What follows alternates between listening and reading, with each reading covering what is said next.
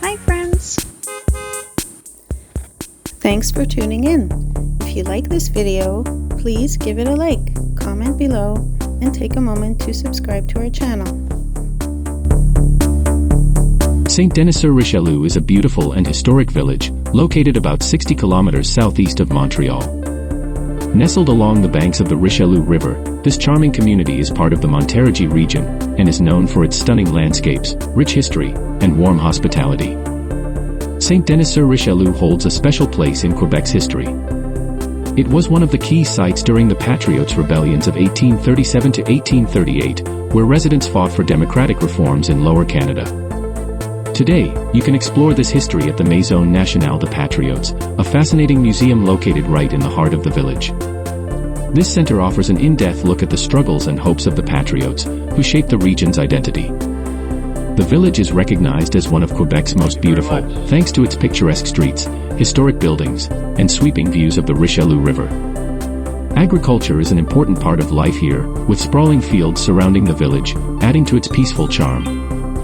Whether you're here for the history, the views, or simply a peaceful getaway, Saint-Denis-sur-Richelieu has something to offer everyone.